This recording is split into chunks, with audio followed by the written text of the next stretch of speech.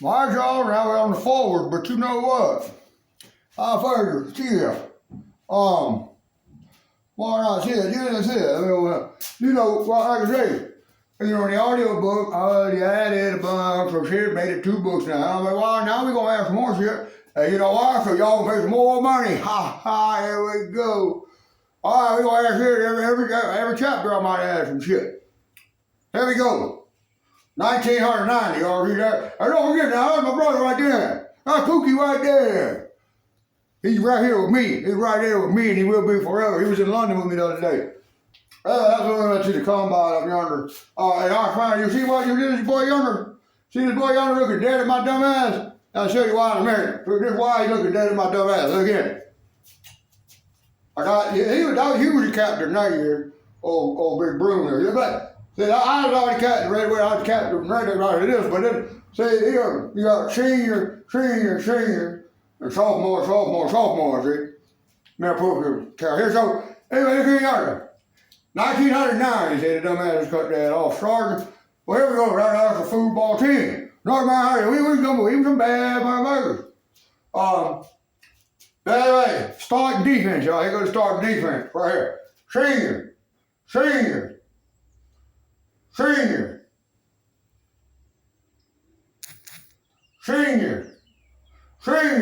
That's the 2 linebackers right there. That damn Cass and Gas.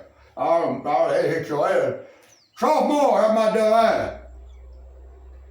Senior.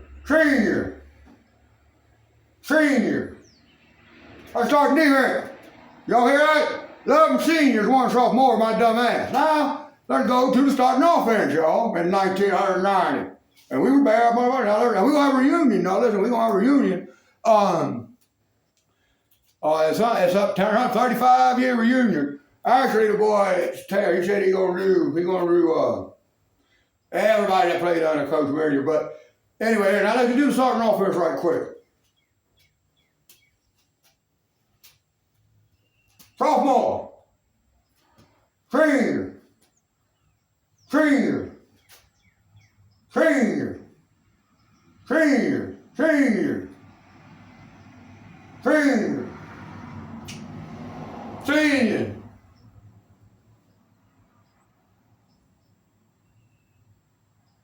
Senior. Well, you know what? Starting offense, 1 sophomore, 11 seniors, or 10 seniors. Starting defense, 1 sophomore, 10 seniors. And my dumb ass, we're doing it both ways. Only a couple of, only one on the line went both ways is me and my boy, right here. It's Bruno, and guess what? I walk in him, right there. But you see this cat here looking at my dumb ass? He's over yonder somewhere. He was a sophomore too, but guess what? He wasn't good enough to play. I mean, that's what he was. He played the next year, but he wasn't good enough to play. So instead, I got to go both ways. So the first thing Coach Cruz said, when he got there the next year, that was that 91, he said, right, you only play defense, motherfucker. You never play the offense. You play offense all the time. Your ass get too tired. Your ass play defense. You kill the man of ball. I said, you goddamn skippy don't what I do, Jack. All right, so here we go. Now, we're going to get into the forwards. Here we go.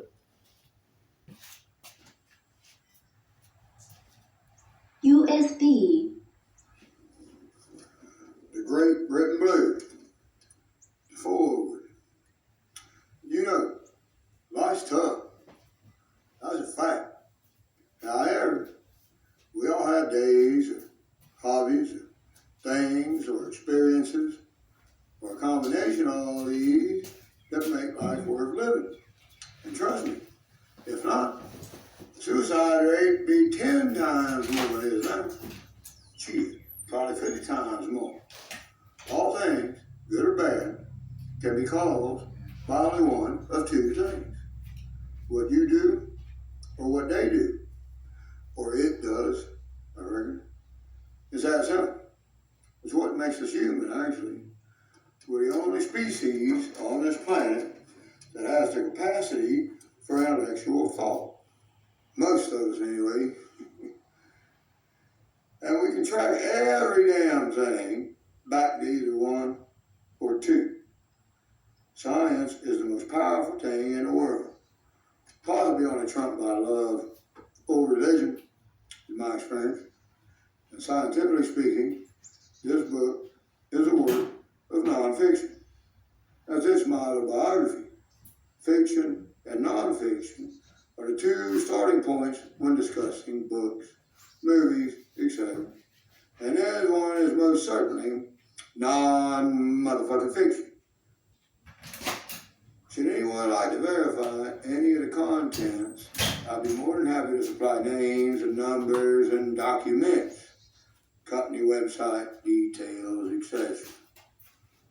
The only reason we know about all the things we do, travel in space too, which is pretty much everything, is because somebody sat down and started thinking, drew a picture, or did some algebra, or calculus, or equation logic, something or other. Only we humans can do that. But it's a double-edged sword. Being the only species on this planet with the ability to write shit down, communicate effectively, make tools with which to kill other animals like bears and lions that we shouldn't be able to kill, that makes us superior to all the other species in the world.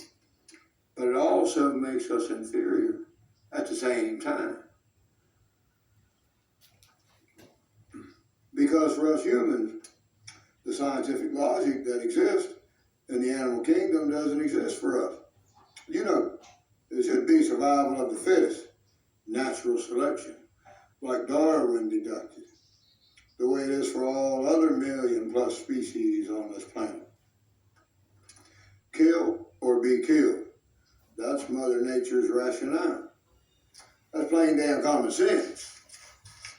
But, unfortunately, in the Homo sapiens species, that's not true.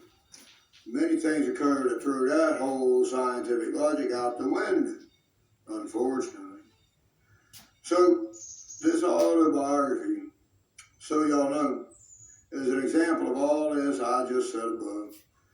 The story of my life, not that it matters. I'm a nobody. But guess what? I got to be somebody. I'm a body. You'll notice that most of this is inspired by the shithole that I live in, England. The asshole of the world, as I call it. And it's true. The damn sure true. You know, there's a reason why our forefathers rebelled against this country, our owners, back in the 18th century. There had to be. And the most famous of them all was the Boston Tea Party. And for those of y'all that don't know, that was all about tax. They wanted more in tax than the damn tea was worth, like 3 times more. And we were forbidden from growing our own or sourcing from South America or anything else. They owned us. So we had to do what they told us. Bollocks. And we should mention also that although I'm extremely depressed, manic, I deal with it because I want my kids to know their dad. And even though it's extremely likely that they're not biologically my children, they still have my name, and I'm dad, no matter what. You know, it's highly probable that a friend of mine is their dad, as my ex and I lived in California at the time of both their conceptions. So they were both made in America, even though they were born here in Great Britain. And this friend in question that has got busy with numerous girls that I shagged once or twice, and then moved on to the next one. He and I used to live together here in England back in the day. Sorry, 10-minute timer over.